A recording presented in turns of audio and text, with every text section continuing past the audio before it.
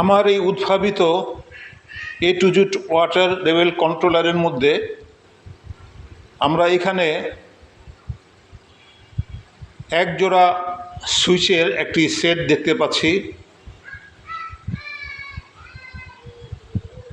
এটার কি কাজ বা গুরুত্ব তা বোঝানোর চেষ্টা করা হচ্ছে। এই সুইচটি সবসময় উপরের অংশে চাপা থাকবে। বিশেষ প্রয়োজনে, যেমন আমাদের যে পানির পাম্পটি রয়েছে, এই পাম্পটি দিয়ে যদি বাহিরে কোনো জায়গায়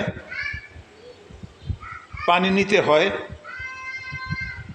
তখন এটা যখন নিচে চাপা হবে তখন এই ম্যাগনেটিক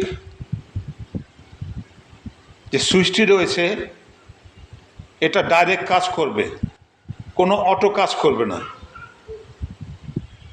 এটা নিচে চাপার সাথে সাথে এখানে লাল ইন্ডিকেটর লাইটটি জ্বলতে থাকবে।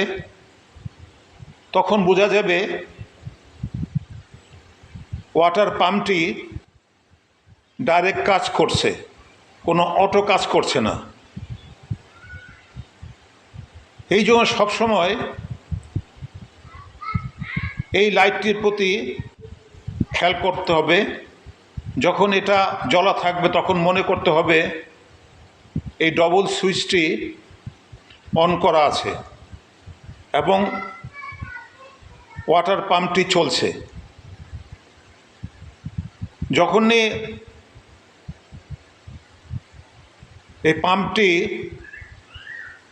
অটোতে কাজ করার জন্য দেওয়া হবে তখন উপরের দিকে এই ডবল সুইচে উপরের দিকে চেপে রাখতে হবে।